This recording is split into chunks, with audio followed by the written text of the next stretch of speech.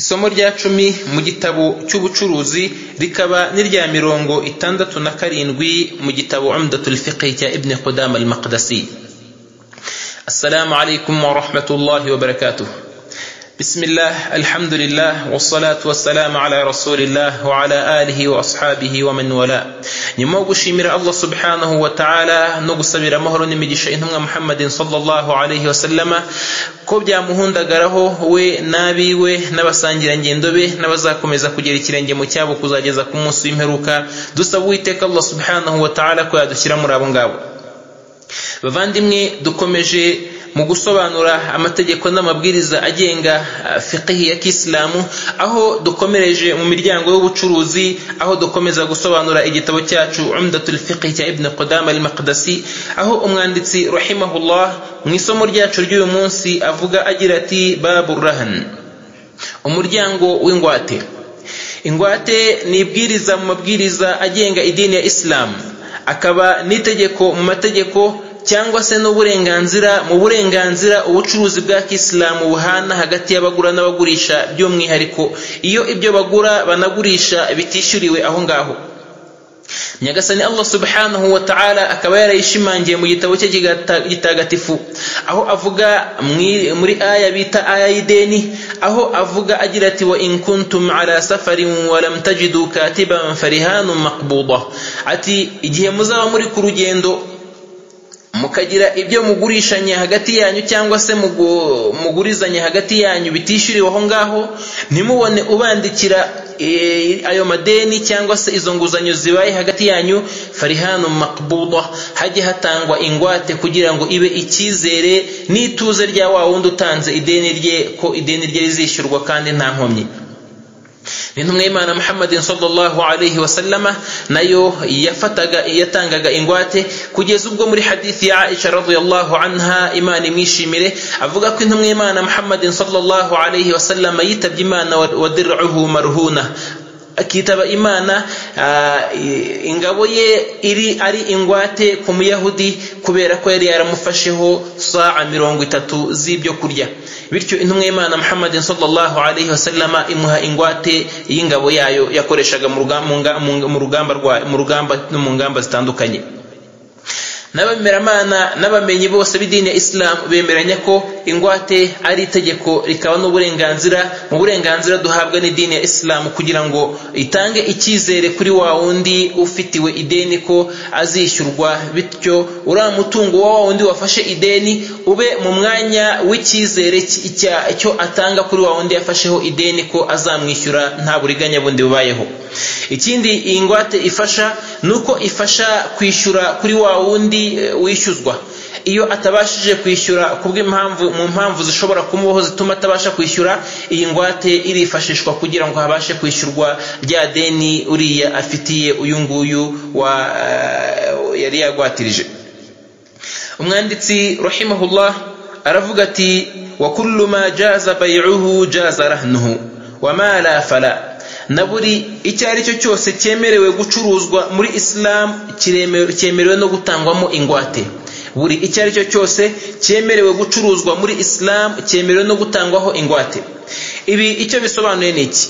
Icyo bisobanuye nuko ingwate muri Islam ntago ari ikibonetse cyose, ahubwo ingwate igomba kuba ari ikintu cya halali, n'umutungo wa halali wemewe nk'umutungo uhabwa uyu muntu ufitiwe ideni kugira ngo agire icyizere cy'uko azishyurwa.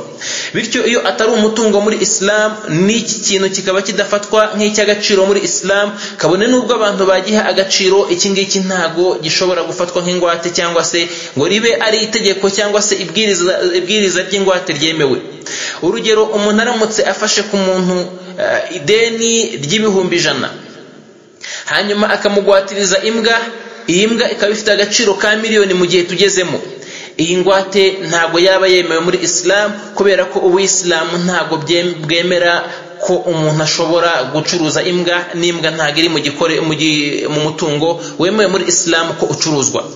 Ni nk'uko nguko aramutse ashatse kumugwatiriza nk'ingurube n'urugero, cyangwa se ikigega cy'inzoga, cyangwa ikindi igikoresho, cyangwa se ikibumbano muri bya bibumbano bitandukanye, mu bya bikorwa bita ngo ni ibibumbano by'ubugeni, ibi ngibi ntago uyu muislamu yemerewe kucyakira nk'ingwate, nta nubwo yemerewe kugitanga nk'ingwate, kubera yuko ibi ngibi bitemerewe kubicuruza muri Islam. Kubw'iyo mpamvu ikitemerewe gucuruzwa muri Islam nta nubwo cyemerewe gutangwaho ingwate. Angaha twatanga n'urundi rugero mu ngero zumvikana cyane mu gihe tugezemo, kuba umuntu ashobora kuba gufitiye ideni cyangwa se mufitanye ubucuruzi hagati yanyu butishyuye, hanyuma ingwate y'umuntu ikaza kuba urugero irangamuntu ye. Iyi rangamuntu ntabwo byemewe kuyitangamo ingwate, kubera ko irangamuntu ubusanzwe itagurishwa. Kuba itagurishwa ibyo ngibyo biyambura n'uburenganzira bwo kuba yaba ingwate. Ni nk'uko nguko pasiporo cyangwa se perimi n'ibindi bikorwa mu bindi byangombwa bitemerewe gucuruzwa no kugurishwa, ibi byose ntabwo bitangwaho ingwate muri Islam. Bityo umwanditsi rahimahullah akavuga ati wa kullu ma jaza bay'uhu jaza rahnuhu, bya bindi byose byemerewe kugurishwa, ibyo ngibyo nibyo byemerwa gutangwa nk'ingwate no kwakirwa nk'ingwate. Wamala fala, hanyuma ibitemewe nabyo ntago byemewe muri uyu muryango, kubera ko ibyo ngibyo bidafatwa nk'umutungo cyangwa se nk'igishobora kugurishwa kugira ngo hishyurwe ya ngwate ya wa muntu. Arangije aravuga ati wala yalzam illa bilqabd, ingwate ntago yitwa ingwate keretse iyo uyihabwa yarangije kuyakira.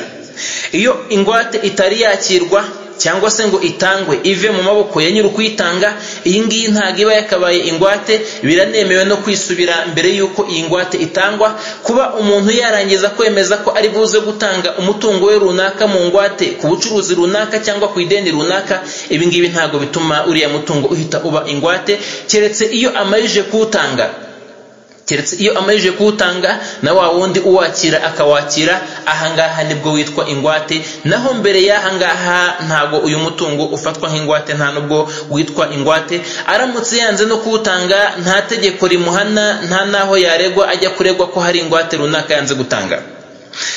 Umwanditsi rahimahullah aravuga ngo wa huwa naqluhu in kana manqulan wattakhliya fi ma siwahu, kuwakira no gufata uyu mutungo kugira ngo umuntu avuge ko ingwate yarangije kuyakira. Aravuga ngo ni ukuwimura akawuvana muri bwa bubiko bwa nyirawo akawujyana mu bubiko bwe, niba ari muri ya mitungo yimurwa. Urugero, umuntu ashobora kugura na mugenzi we igikoresho gifite agaciro k'ibihumbi 10 n'urugero, akamubwira ati ariko ndibuze kukwishyura nimugoroba cyangwa se nzakwishyura ejo cyangwa nzakwishyura nyuma y'icyumweru. Akavuga ati nkeneye ingwate kugira ngo nizere neza ko uzanyishyura. Akavuga ati izi ntebe zanjye nizo ngwate. Icyo gihe izi ntebe ziraza kwitwa ingwate igihe uyu muntu ari buze kuzisohora mu nzu y'uyu nguyu cyangwa se aho zari ziri, akazijyana we aheho azireberera. Icyo gihe iyo amarije kuzakira, ibi ngibi ni muri bya bindi byimurwa, ahangaha nibwo ziba zimaze kuba ingwate. Naho iyo ari mu bitimurwa, urugero nk'inzu, akavuga ati nkugurishije imodoka yanjye kuri 5 miliyoni, atariko nzakwishyura nyuma y'ukwezi. Akamubwira ati nkeneye ingwate kugira ngo nizere ko uzanyishyura. Akamubwira ati iyi nzu yanjye niyo ngize ingwate. Iyi nzu ntago yitwa ingwate keretse iyo akoze igikorwa bita atakhliya, kuba urugero ashobora kuvanamo ibyari birimo cyangwa se akimukamo, cyangwa akamushyikiriza inyandiko n'ibyemezo n'ibyangombwa by'iyi nzu, bityo akabyakira nk'aho yakiriye ingwate. Iyo amarije kubikora, kuko iyi nzu itimurwa ngo ayimure mu gace irimo ayijyane mu gace atuyemo, ahangaha uyu muntu kuyivamo no kuyimushyikiriza no kumushyikiriza imfunguzo zayo cyangwa se kumuha inyandiko z'ibyangombwa by'iyi nzu, ibi ngibi nibyo bimugaragariza ko koko iyi ngwate yarangije kuyakira. Bityo mbere yuko umuntu yakira ingwate, ntago iyi ngwate iba yakiswe ingwate, nta nubwo ifata amategeko n'amabwiriza y'ingwate muri Islam kugeza igihe uyu muntu amarije kuyigeza mu maboko ye cyangwa se kwitwa ko yayakiriye. Arangije rahimahullah aravuga ati wa qabdu amin al-murtahin yaqumu maqama qabdihi, niyo umuntu umuhagararizi w'uyu muntu wakira ingwate yakiriye ingwate, icyo gihe bifatwa nkaho nyiri gutanga ideni yarangije kwakira ingwate. Iyo umuhagararizi w'umuntu yakiriye ingwate, icyo gihe ni nkaho nyiri ubwite aba yayakiriye, kubera ko uyu muhagararizi icyo aba amaze ahangaha no gukora ibikorwa nyirubwite yagakoze aho atari.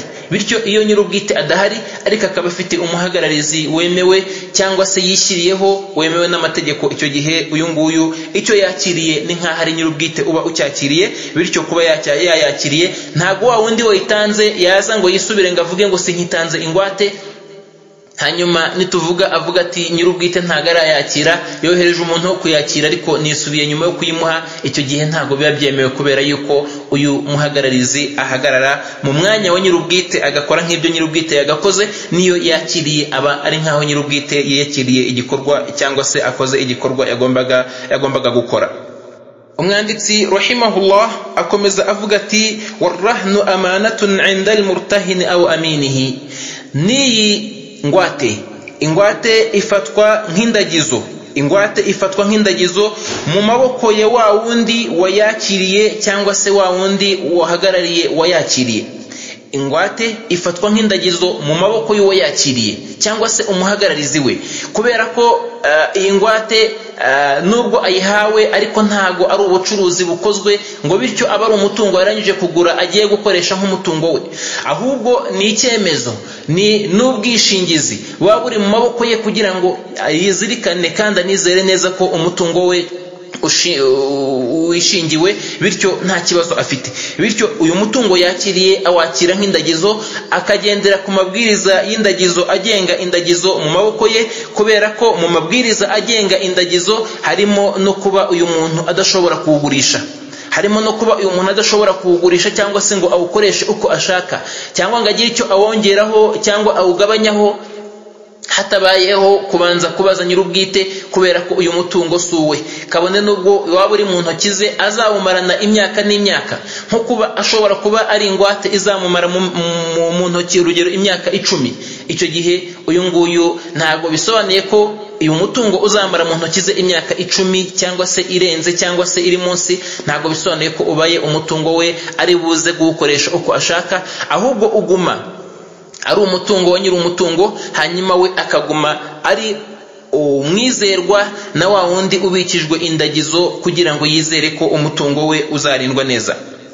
Bityo ahangaha icyo umwanditsi rahimahullah ashatse kuvuga ko amabwiriza n'amategeko agenga indagizo ariyo mabwiriza agenga ingwate iri mu maboko ya wa wundi wayihawe, akirinda icyo ari cyo cyose cyayangiza cyangwa se yaba inangiritse nk'uko turi buze kubibona, ntabe ari buze kuyishyuzwa igihe yangiritse nta bushake yabigizeho, nk'uko umwanditsi rahimahullah akomeza abivuga.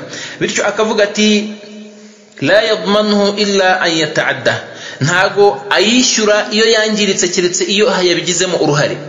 Urugero, umuntu ashobora kuba afitiye mugenzi we ideni ry'ibihumbi 100, akamubwira ati nkugwatirije inka yanjye kugira ngo wizere ko nzakwishyura nyuma y'icyumweru. N'urugero, iyi nka iramutse ije iri mu rugo rw'uyu muntu, ahangaha iyi nka ikaza kuharwarira igapfa, ntago uyu muntu aza ngo avuge ngo nenara kugwatirije inka yanjye none yapfuye urayishyura. Ni nk'uko nguko iramutse inzu isenyutse igisenge kikayigwira igapfa, cyangwa se hakaduka inkongi y'umuriro ikaba yatwika ibiri aho ngaho niyo nka ikagenderamo, uyu nguyu ntago aza ngo yishyuze wa wundi ngo amubwire ngo uranyishyura kubera ko naguhaye inka nzima none inka yanjye igize ikibazo, cyangwa se n'undi mutungo uwo ari wose muri ya mitungo yakoreshejwe nk'ingwate. Umwanditsi aravuga ati illa an yata'adda, keretse iyo abigizemo uruhare, iyo abigizemo uruhare ahangaha asabwa kwishyura, agasabwa no gutanga inyishyu ya cya kindi cyangiritse kubera ko yagize uruhare mu kwangirika kwacyo. N'urugero rwo kuba umuntu yabigiramo uruhare ni nko kuba yabika umutungo aho utabikwa, uriya mutungo ukaba wahura n'ikiza cyangwa se ukaba wakibwa cyangwa ukangirika yawushyize aho utagomba gushyirwa, cyangwa se akawushyira aho utagomba gushyirwa mu gihe runaka. Urugero, inka niba iba mu kiraro, irara mu kiraro, uyu muntu akaba yayiragiye mu masaha ya nijoro, hanyuma urugero ikagongwa n'imodoka cyangwa se ikibwa cyangwa ikavunika, icyo gihe uyu muntu aba yagize uruhare mu kuvunika cyangwa se mu kwibwa cyangwa mu gupfa kwiriya nka no kwangirika kwiriya ngwate uyu nguyu abagomba kubiryozwa no kubyishyura. Ariko biramutse bibaye ari mu biza bisanzwe n'impanuka isanzwe ishobora kuba no ku wundi uwo ari we wese, nta ntege nke zabaye muri iyo mpanuka, ahangaha ntago uyu nguyu wabikijwe iyi ngwate asabwa kwishyura kubera ko nta ruhare yagize mu kwangirika kw'iyi ngwate.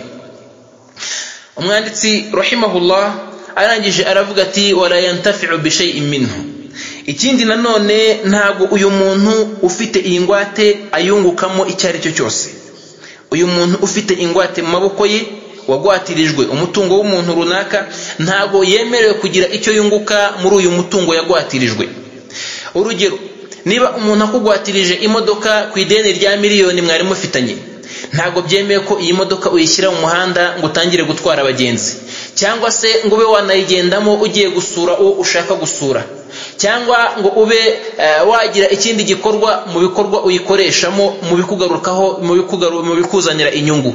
Ibi ngibi ntago byemewe, nta nubwo ari ubuyisilamu, ahubwo ingwate iguma ibitswe ari umutungo wo kuguha icyizere gusa, ariko ntago ari umutungo wiyongereye mu mitungo yawe ngo bityo niba ari matora bakugwatirije ujye kuyiryamaho, cyangwa se uyisasireho abashyitsi bawe, cyangwa niba ari imodoka uyigendemo cyangwa uyikoresha ibikorwa by'ubucuruzi n'ibindi bitandukanye mu nyungu zishobora kugarukaho. Ibi ngibi ntago byemeye ko iki kintu wagikora.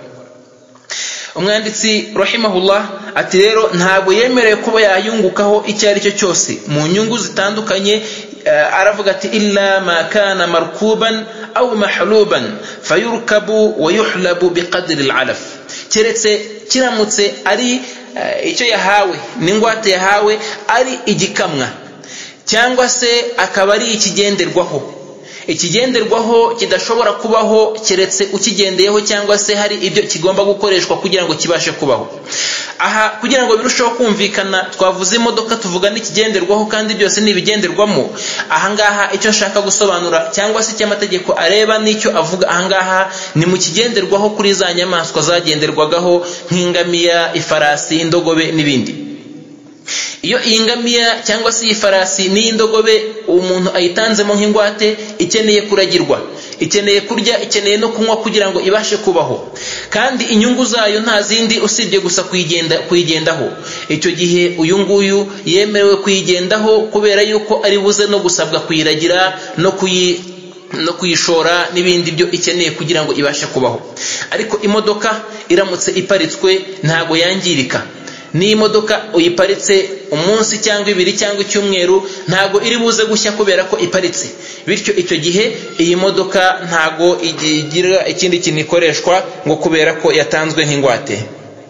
Aha niyo mpamvu intumwa y'Imana Muhammadin sallallahu alayhi wa sallama muri hadithi zakiriwe na Bukhari, muri hadithi za Abi Huraira radiyallahu anhu, intumwa y'Imana Muhammadin sallallahu alayhi wa sallama yavuze igira iti adh-dhahru yurkab binafaqatihi. Umugongo w'ikigenderwaho wurirwa kubera ko hari icyatanzwe, kubera ko hari ubuzima bwo kubeshaho kiriya kigenderwaho cyakozwe. Aravuga ati idha kana marhunan, iyo yatanzwe nk'ingwate. Umugongo ahangaha, umugongo uvugwa ahangaha ni za nyamaswa zigenderwaho, zigendwaho kubera ko hari icyazitanzweho iyo zatanzwe mu ngwate. Aravuga ati walabanu durrin yushrab binafaqatihi idha kana marhunan. Hanyuma nanone n'amata y'imbyeyi nayo akananyobwa kubera ko hari ibyatanzwe kugira ngo aya mata abashe kuboneka cyangwa se iyi nyamaswa ibashe kubaho. Aravuga ati wa ala alladhi yarkabu wa yashrab an-nafaqa. Nukuru uyu nguyu uyanywa cyangwa se ugenda kuri iri tungo cyangwa se kuri iyi nyamaswa aba asabwa kuribeshaho no kuryitaho mu buzima bwaryo bwa buri munsi. Bityo ibi bibiri bikurwamo iki kigenderwaho muri izi nyamaswa n'iyi nyamaswa yindi ishobora kubiribwa nk'inka. Urugero, umuntu yoroye iwe mu rugo, izi ngizi ni nk'uko nguko eramutse kandi idafite amata ishobora no gukoreshwa mu ifumbire yayo. Umuntu yakunguka mu ifumbire yayo bitewe nuko yayiragiye kandi akanayibeshaho muri cya gihe iri mu rugo rwe. Ariko iramutse itari mu rugo rwe, iri kuri wa wundi wayimuhaye nk'ingwate, nk'uko twabivuze twavuze ko aba agomba kuyitwara. Ariko iramutse itari bugende, atari ikimurwa ngo acyavane, urugero nk'inzu yo kubamo twavuze, akaba yamuhereza ibyangombwa byayo cyangwa se akamuhereza imfunguzo zayo, ntago byemewe ko yayisanga iyo nzu aho iri ngo ajye kurazamo umushyitsi we, cyangwa se nawe ajye gukoreramo inama, cyangwa ngo ajye kuryamamo, cyangwa agire ikindi ajya kuyikoresha, cyangwa ajye kuyicururizamo, ngo kubera ko yayihawe nk'ingwate kandi nta kindi asabwa kuyikorera cyangwa se ngo asabwe kuba yayitaho kugira ngo ikomeze kubaho. Aha umwanditsi rahimahullah akomeza avuga ati walirahin ghunmuhu min ghallatihi, aravuga ati no kuri wa wundi watanze ingwate, wa wundi nyiri ingwate, aravuga ati uyu nguyu niwe ufata ibyiza n'inyungu z'iyi ngwate yatanze, min ghallatihi, byaba ari mu bijyanye no kuzamuka kw'agaciro k'iyi ngwate yatanze. Urugero, umuntu ashobora gutanga ingwate y'inzu ifite agaciro ka miliyoni 20, hanyuma nyuma y'iminsi mikeya ahantu iyi nzu yari ikazamuka mu gaciro, agaciro kayo kakagera kuri miliyoni 100 n'urugero. Icyo gihe izi nyungu ni inyungu za wa wundi nyiri ingwate, ntago ari inyungu z'uyu nguyu wahawe ingwate. Izi ni inyungu za nyiri ingwate, ntago ari inyungu z'uwagwatirijwe uyu mutungo afite mu ntoki ze.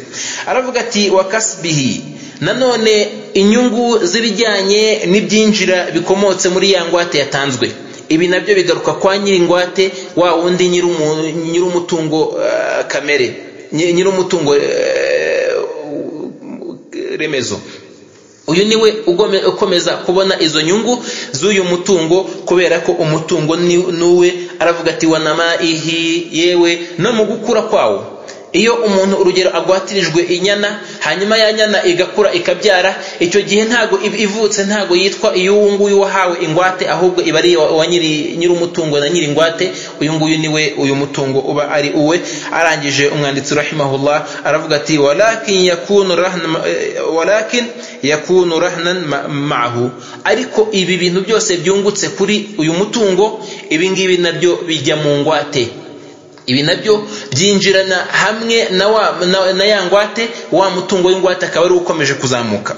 Kugira ngo ibi byumvikane, urugero umuntu aramutse atanze inzu nk'ingwate, afite ideni rya mugenzi we, urugero rya miliyoni 5, hanyuma afashe inzu ye, aravuze ati iyi nzu yanjye niyo ngwate nguhaye kugira ngo wemere ko nzakwishyura umutungo wawe. Icyo gihe ibyangombwa by'iyi nzu bigahabwa uyu nguyu watanze ideni. Ahangaha iyi nzu niba yari irimo urugero abakodesha, amafaranga yavaga muri iyi nzu kuri bano bakodesha, aya mafaranga yose aragenda akabikwa hamwe, ntago wa wundi aza kuyakira no kuza kuyafata. Ntago wa wundi aza kuyakira ngaze ayafate ayajyane, hanyuma ngavuge ngo ingwate yari inzu, ntago ari amafaranga avuye mu nzu. Oya, mu Islam uko bigena nuko na ya mafaranga akomoka muri ya ngwate yatanzwe, icyo gihe nayo aba ari ingwate, nayo ashyirwa ku ruhande akabikwa kuzageza igihe wa mutungo uviriye mu ngwate. Iyo uyu mutungo utarava mu ngwate, icyo gihe aya mafaranga nayo aguma ari ingwate. Ariko abantu bashobora kwemeranya ko nubwo iyi nzu bayigize ingwate, ariko amafaranga azavamo atazabayo ingwate, kubera ko agaciro k'inzu ubwako gahagije kuba kakishyura rya deni ryafashwe. Ahangaha baramutse babyemeranyije ntacyo byaba bitwaye, kubera ko bigendana n'amabwiriza yo kumvikana no mu bucuruzi. Ariko baramutse ntacyo bumvikanye kuri ibi ngibi no kuri uyu mutungo ukomoka muri iyi nzu, icyo gihe habayeho urubanza cyangwa se kutumvikana, uyu mutungo nawo urabikwa, hanyuma ntagire uwugiraho uruhare, yaba ari nyirinzu, yaba ari na wundi wahawe ingwate. Uyu mutungo ntago bari uwabo, kuko ubusanzwe amategeko agena ko uyu mutungo nawo ujya ku ruhande, nawo ukaba ingwate, kugeza igihe wa muntu yishyuriye. Iyo amajije kwishyura, araza agafata ibye n'ibyabikomotseho byose akabitwara. Ni nkuko nguko aramutse yagwatirije urugero itungo, rya tungo rikabyara, ntago aza ngo atware inyana cyangwa se ngaze avuga ati akagashashi kavutse mu kampe cyangwa gasekurume kavutse mu kampe kubera ko ngiye nagwatirije nyina, ntago nagwatirije ibikomokaho, ahubwo byose byitwa ingwate, bikajya no mu ngwate ariko bikaguma ari umutungo we uzasubizwa mu mwanya wayo igihe azaba yarangije gutanga ukuri kwawo, cyangwa se uzagurishwa nk'uko turi buze kubibona imbere igihe yananiwe kwishyura rya deni yari afite yafashe igihe yatangaga iyo ngwate. Umwanditsi rahimahullah aravuga ati wa alayhi ghurmuhu, aravuga ati nanone nibijyanye n'igihombo nabyo niwe bigarukaho, nko kuba bya bintu twavuze yanzu ishobora kugabanyuka mu gaciro, yayitanze ari ingwate ifite agaciro ka $20,000,000 ariko ahantu yariri hataye agaciro isigaranye agaciro ka $5,000,000 n'urugero. Icyo gihe igihombo niwe kiba kiriho n'ubundi, ntago azango avuge ngo ideni ne narafashe ryanganaga gutya, ingwate yari yanjye ifite agaciro ka $20,000,000 none yahombye, bityo weho nahaye ingwate uri buze kumpereza ingurane cyangwa se inyishyu yo guhomba kwanjye. Ibyo ngibyo ntago ariko Uislamu bigena. Aravuga ati bityo nibijyanye n'igihombo mu bijyanye n'ibyo atakaza kuri kiriya gikorwa kuri kiriya gikoresho kugira ngo kibashe kubaho. Urugero, iyo nzu ishobora kuba ikeneye umuzamu, ntago uwahawe ingwate ari we wizanira abazamu baza kurinda yanzu cyangwa se ngo abiyishyurire, ashobora kubazana ariko ibijyanye no kubishyura n'ibindi bigendanye nabyo ibyo ngibyo niwe ugomba kubikora. Urugero, iyo nzu ikeneye kuba gucanwa umuriro n'amatara bijyanye n'amategeko, wenda nijoro ago matara yagomba kurara yaka, umuriro ugomba kuwugura ntago ari wawundi wahawe ingwate, ahubwo ni nyiri ingwate niwe ugomba kugura uyu muriro kugira ngo iyi nzu igume yaka. Ishobora kuba ikeneye amasuku, ikeneye amasuku, ishobora kuba ikeneye kuvugururwa n'ibindi nk'ibyo bitandukanye. Ibyo byose wawundi nyiri ingwate niwe biba bireba, nk'uko twavuze uyu nguyu we ayifashe nk'indagizo gusa yo kushimangira no gutanga icyizere cyo kuzishyurwa umutungo we, ariko ntago ari umutungo we ari buze gutakaza umutungo wari wose.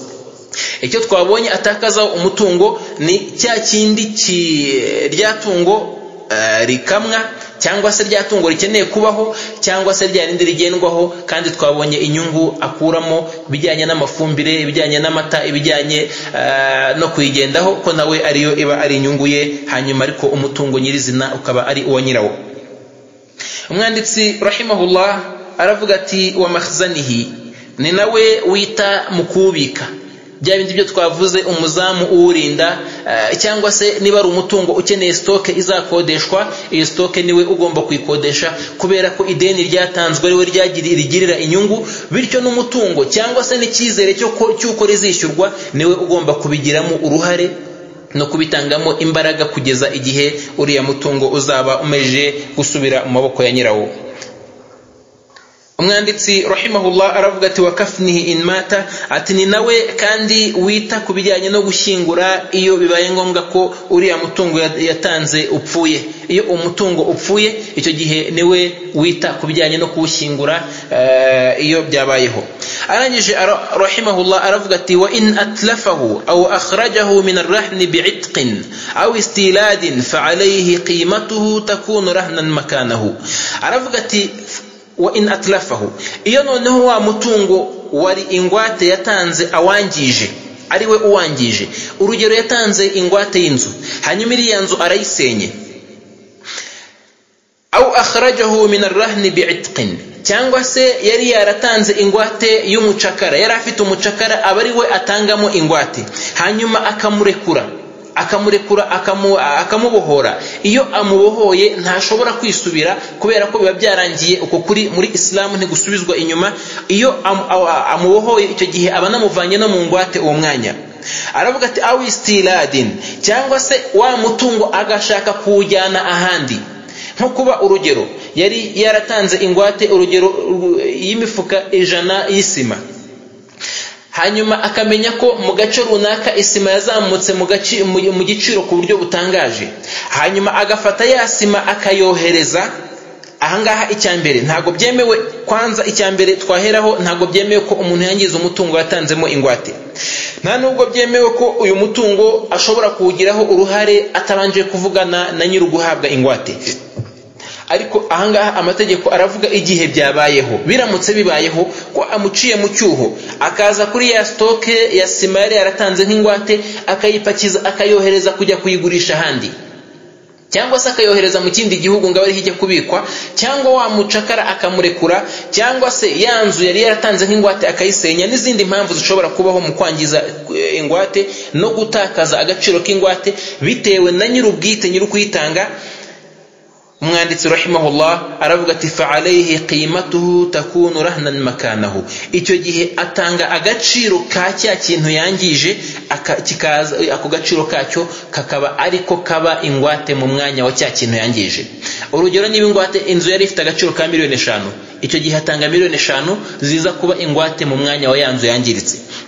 niba umucakara yari afite agaciro ka miliyoni n'urugero, icyo gihe atanga miliyoni iza kuba ingwate mu mwanya wa mucakara yarekuye. niba wa mutungo yasima twavuze yajyanye yari ifite agaciro ka miliyoni 10, icyo gihe atanga miliyoni 10 ziza kujya mu mwanya wa yasima yajyanye cyangwa se yakuyeho nazo, hanyuma cya kiguzi na wa mutungo w'ingurane ya wa mutungo ukaza ukaba ingwate mu mwanya wa yangwate. rahimahullah aravuga ati wa injana alayhi ghayruhu fahuwa alkhasmu fihi, naho iyo uyu mutungo yatanze nk'ingwate hagize undi uza kuwurengera akaza kuwangiza akagira icyo awuhungabanyaho, fahuwa alkhasmu, uyu nguyu niwe uba ugomba gukurikirana ibijyanye n'imburanya n'intunganya n'imanza zizaza zishingiye kuri wa mutungo wangijwe. urugero kugira ngo byumvikane, umuntu aramutse agwatirije imodoka kuri miliyoni 2, hanyuma ya modoka wayifashe nk'ingwate akagenda akayibika iwe, hanyuma ibisambo bikaza gutera rwa rugo bishobora kurutwika na ya modoka igahiramo, cyangwa se bikaza bigashaka kwiba ya modoka bikaba ngombwa ko bayimena ibirahuri cyangwa se n'ibindi. icyo gihe ujya mu rubanza ntago ari wa wundi ubitse ingwate, ahubwo ni nyir'umutungo, nk'uko twabivuze mu ntangiro ko uyu mutungo uba ufite nyirawo, ariko ahangaha gusa uhari nko gutanga icyizere. bityo hagize ikibazo kibaho, nyir'umutungo nyir'ubwite niwe uza gukurikirana ibyo bibazo kuri wa wundi wese ushobora kugira icyo yangiza kuri uyu mutungo. rahimahullah aravuga ati wama qubida bisababihi fahuwa rahnun, buri kintu cyose cyakiriwe gikomotse kuri uriya mutungo w'ingwate icyo nacyo kiba ari ingwate. buri kintu cyose cyakiriwe gikomotse kuri wa mutungo w'ingwate icyo nacyo kiba ari ingwate. twatanze urugero ku nzu ikodeshwa, aha twongere dutange urugero kuri bya bisambo twari tuvuze byamennye ibirahuri bigafatwa, bikaba ngombwa ko byishyuzwa ibihumbi wenda urugero 100 byo gusana bya birahuri. aya mafaranga ibihumbi 100 hashobora kuba hariho n'ikindi gihano kirengaho cy'icyaha bakoze wenda cy'ibihumbi 500, ayo mafaranga ibihumbi 600 arazanwa, bya bihumbi 100 bigasana ibirahuri, hanyuma ya mpozamarira nayo ikaza ikabikwa nk'ingwate kubera ko ari umutungo waje ukomotse kuri wa mutungo n'ubundi watanzwe nk'ingwate. kubw'iyo mpamvu ingwate n'ibiyikurikiye byose, ibyo byose bigenda mu muryango w'ingwate, nabyo byitwa ingwate kugira ngo birusheho kumvikana. umwanditsi rahimahullah aravuga ati wa injana rahn, noneho ingwate yo iramutse igize icyo yangiza, ingwate niramuka igize icyo yangiza, aravuga ati fal majniyun alayhi ahaqqu bi raqabatihi, wa wundi wangirijwe uyu nguyu niwe uba ufite uburenganzira kuri ya ngwate. urugero niba umuntu yari afite ingwate y'amatungo, hanyuma itungo rikaza gusimbuka ikiraro rikagenda rikajya kona, uyu muntu ryoneye rikaba ryamwoneye urugero wenda ibintu binganya agaciro naryo, icyo gihe uyu muntu wonewe niwe nyiri iyi ngwate ye abishatse arayifata, iyi ngwate abishatse arayitwara. hanyuma dutangiye urugero ku mucakara, ari narwo rushingiyeho hano mu gitabo. uyu mucakara aramutse wenda urugero yishe nk'umuntu, wal billah, Imana ibishyire kure, aramutse yishe nk'umuntu, iyo umuntu yishe umuntu muri Islam itegeko rivuga ko uwishe nawe agomba kwicwa. icyo gihe uyu ababiciwe nibo baba bafite uburenganzira kuri uyu mucakara wishe umuntu, bityo baramutse bashatse ko nawe yicwa nibo baba bafite uburenganzira kuri we. hanyuma rahimahullah aravuga ati wa in fadahu fahuwa rahn, naho iyo bamubabariye cyangwa se rya tungo ryonnye wa wundi wonewe akavuga ati ndakubabariye, icyo gihe rya tungo rirongera rigasubira mu bugwate aho ryari riri, cyangwa se nawe mucakara agasubira ahandi. ni nk'uko nguko n'imodoka uramutse umuntu wenda urugero ari imodoka yafashe nk'ingwate, hanyuma aho yari iparitse ikaza gucika feri n'urugero ikagenda ikagonga inzu ikayisenya, bikaba ngombwa ko wa wundi wasenyewe inzu kuri ya modoka. Aha impamvu tuba dutanga ingero nk'izi ngizi, ni na byiza ko n'umuntu azizirikana akanazumva akazifata uko zafashwe. nuko iyo tuvuze ngo imodoka aho yari rigacika feri cyangwa se feri igacomoka ikagenda ikagonga inzu, aha ni uruhare rutagizwemo, ni ikintu kitagizwemo uruhare, yaba ari na wa wundi utunze ingwate cyangwa se wa wundi watanze ingwate, kuko aramutse ari uwatanze ingwate wabigizemo uruhare, nko kuba yaza akaza kujya muri ya modoka agira ngo arebe ko imeze neza, agasiga adashyizemo feriyame, hanyuma ya modoka ikaza gukonkoboka ikagira icyo yangiza, icyo gihe uyu nguyu niwe ubibazwa, kubera ko niwe wagize uruhare kugira ngo yangize. ni nk'uko nguko wa wundi ufite ya ngwate aramutse ari we wakoze icyo kibazo, nko kuba wenda yagiyemo agira ngo arebe ko ibintu byabo bimeze neza, akavuga ati ese ko nibagiye kureba ko imodoka ifite radiyo imeze neza ivuga, cyangwa se ko ifite ibintu runaka, akajya kubireba. mu kuva kubireba akaba yavanaho nk'ibuye ryari yiteze, cyangwa se akibagirwa gushyiramo ya feriyame nk'uko twabivuze, hanyuma igakonkoboka, icyo gihe niwe ubigizemo uruhare. ariko aha urugero tuba dutanze urugero wa wundi nyiri gutanga ingwate na nyiri ukwakira ingwate batagizemo uruhare, hanyuma nanone hamwe n'ibyo ngibyo iya ngwate batanze ikaba yagira icyo yangiza. ni nk'uko twavuze, iramutse isimbutse ikiraro, itungo risimbutse ikiraro, n'izindi ngero zaba ziri muri uwo muryango. bityo iyo wa wundi wangirijwe ababariye, wa mutungo wari mu ngwate usubira mu ngwate, kubera ko nta kindi kiba kiwubayeho. ni nayo mpamvu nta nubwo kandi havugwa ngo kubera ko iyi modoka yangije ikintu runaka, iyi ngiyi irahita iva mu ngwate hanyuma ingwate ijyemo ikindi kintu, cyangwa se iyi modoka yakonkobotse iragenda ikubita urugero ni igiti cy'amashanyarazi, irangirika iranangiza. bityo kubera ko yangiritse ntago ndi buyemere urampereza indi ngwate iza mu mwanya w'iyi ngiyi. ntago ari gutyo bigenda. iyo wa wundi wangirijwe yababariye cyangwa se ntihagire icyo yangirika, kabone nubwo yakangirika, uwo mutungo niwo uguma mu ngwate, kubera ko niwo watanzweho nk'ingwate. kandi ikiriya kintu kibaye, n'iriya mpanuka ibaye, nta ruhare rwaba rw'uwatanze ingwate cyangwa se uwakiriye ingwate rubayeho, bityo wa mutungo uguma hahandi, ukaguma gukora ka kazi kawo. ni nka kwa kundi twavuze, uramutse umanutse mu gaciro, ntago wavuga ngo iyi nzu nayifashe ari ingwate kuri miliyoni 10, ifite agaciro ka miliyoni 20, none yataye agaciro igeze kuri miliyoni 5, ngo none mumpe indi nzu ya kabiri nayo yongere ibe ingwate, cyangwa se munyongerere ibindi. ntago ari gutyo, nkuko na wundi watanze ingwate nawe ubwe ataza kwishyuza wa wundi yayihaye, ni nkuko n'uwakiriye ingwate nawe adasubira kuwamuhaye ingwate ngo ajye gusaba izindi ngwate. umwanditsi rahimahullah aravuga ati wa idha halla dayn falam yuwaffir rahin bi'arrahan, iyo ideni igihe cyaryo kigeze, kuko ingwate ubusanzwe igendana n'ideni.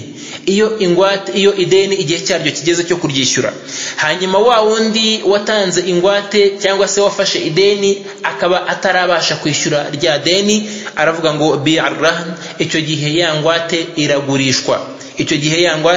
iragurishwa. hanyuma aravuga ngo wawfiya alhaqqu min thamanihi, hanyuma hakishyurwa rya deni umutungo ukomotse muri ya mafaranga yagurishijwe muri ya ngwate. hanyuma aravuga ngo wabaqihi lirrahin, umutungo usagutse ahangaha uhabwa nyiri ngwate. urugero, umuntu ashobora kuba afite ingwate ya miliyoni 5 nk'uko twabivuze, hanyuma akakira afite ideni rya miliyoni 5, akakira ingwate y'inzu ifite agaciro ka miliyoni 10, avuga ko azishyura nyuma y'amezi 3.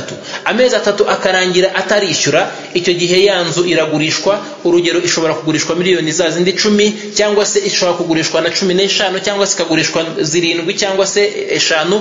iyo igurishijwe angana na rya deni, aha nta gushidikanya ko wa mutungo wose wagurishijwemo ufatwa ugahabwa nyiri deni, nyiri gutanga ideni. iyo hagize ikirengaho nko kuba yaba ifite agaciro ka miliyoni 10 ideni ari miliyoni 5, icyo gihe nyiri deni ahabwa miliyoni 5, hanyuma andi yarenzeho za miliyoni 5 zisagutse zigahabwa nyirugutanga yangwate kubera ko aba ari ukuri kwe. Ikindi kintu gishoboka ahangaha nuko umuntu ashobora gutanga ingwate, urugero akavuga ati nkuhaye ideni rya miliyoni 5, hanyuma umuntu akamuha ingwate y'inzu ifite agaciro urugero ka miliyoni 10, ariko bakumvikana ko naramuka atabashije kwishyura rya deni kuri cya gihe cye, iyi nzu izaba igurishijwe ayo mafaranga angana na miliyoni 5.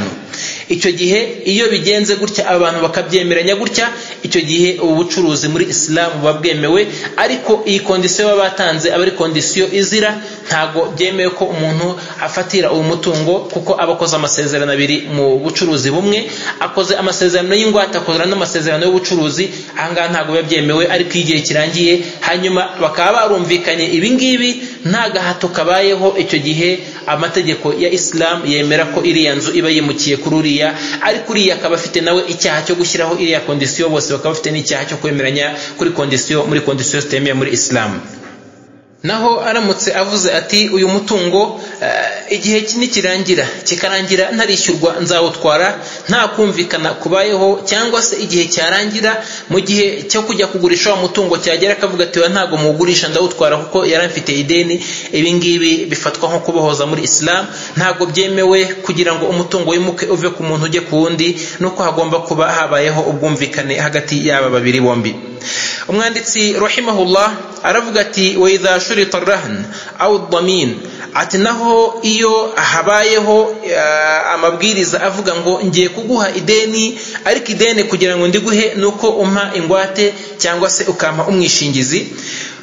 Umwanditsi rahimahullah aravuga ngo fa abarrahin an yusallimahu, wa wundi wagombaga gutanga ingwate akanga kuyitanga. Umuntu agurijwe urugero amafaranga kugira ngo akore igikorwa runaka, ariko asabwe ko agomba gutanga ingwate, arabyemeye. Cyangwa se asabwe ko ari buze gutanga umwishingizi runaka, arabyemeye. Hanyuma igihe cyagera cyo gutanga ya ngwate akisubira akavuga ati ntago ingwate yanjye nyitanga, naje kubitekereza sanga ntagomba gutanga ingwate, cyangwa se ntago bindimo ko nyitanga. Umwanditsi rahimahullah aravuga ati aw abad-damin an yadman, cyangwa se akaba yavuze ngo ndaguha umwishingizi, hanyuma umwishingizi yamugeraho, umwishingizi akavuga ati ntago nakwishingira muri ubu bucuruzi, cyangwa ntago nkishingira abantu, cyangwa ntago mbyemeye, akabyanga. Umwanditsi rahimahullah aravuga ati khuyira al-ba'i'u bayna al-fasl aw iqamatihi bila rahnin wala damin. Icyo gihe uyu nguyu n'aba ngaba bari mu gucuruza nyabombi, by'umwihariko uyu nguyu ugiye gutanga umutungo we, uyu nguyu aba afite amahitamo yo guhagarika ubu bucuruzi, nko kuba yari yamuhaye urugero ibicuruzwa bye bifite agaciro ka miliyoni 5 ko abifata, hanyuma akazabyishyura nyuma y'umwaka, ariko akaba amuhaye ingwate y'inzu, hanyuma wundi agomba gutanga ingwate y'inzu akisubiraho akatari butange ya ngwate, cyangwa se yamusabye umwishingizi, hanyuma wa mwishingizi akabyanga, cyangwa se wa wundi akajya gushaka umwishingizi akamubura. Uyu nguyu nyiri gutanga uyu mutungo niwe uhitishwamo, abafite amahitamo yo kwemera ubwo bucuruzi nta ngwate ibayeho, nta n'umwishingizi, cyangwa se guhagarika ubwo bucuruzi kubera ko ni uburenganzira bwe, nta nubwo ategekwa kuguma muri ubwo bucuruzi cyangwa se kubuvamo. Ariko aramutse bemeranyije gutanga ingwate ko amuha ibyo bicuruzwa twavuze haruguru aho ngaho, ko ku ngwate runaka, hanyuma ya ngwate ikamara gutangwa, iyo ingwate yamaze gutangwa, wa wundi watanze ingwate nta burenganzira afite bwo kwisubiraho no kugaruka ngo avuge ngo nsubiza ingwate yanjye, cyangwa se wa wundi wari wemeye kuba umwishingizi ngo avuge ngo kuba nari nishingiye uyu muntu nari namwishingiye ariko noneho ndisubiye ntago nkimwishingiye. Iyo byarangiye ahangaha nta burenganzira abangaba bafite bwo kuba bakisubiraho. Ariko iyo bitari byaba cyangwa se byabuze, uyu nguyu utanga umutungo niwe uba ufite uburenganzira n'amabwiriza mu kaboko ke yo kuba yakomeza ubu bucuruzi cyangwa se akabuvamo, kubera ko izi mpamvu zombi, yaba ari umwishingizi cyangwa se ingwate, ibi ngibi bibayeho kugira ngo bimuhe icyizere cy'umutungo we. Ariko aramutse yemeye kujya mu bucuruzi nta cyizere afite cy'umutungo we, ibi ngibi ntacyo bitwaye n'uburenganzira arabufite. Dusaba Uwiteka Allah subhanahu wa ta'ala ko yakomeza kuduha gusobanukirwa amategeko ye no gukomeza kuyashyira mu bikorwa kandi ntaho tubogamye, kandi nanone n'ibi ngibi akabishyira ku minzani yacu y'ibyiza, kazadushyira mu bagaragu be beza. innahu waliyu dhalika wal qadir alayh. subhanaka allahumma bihamdika nashhadu an la ilaha illa anta nastaghfiruka wa natubu ilayk.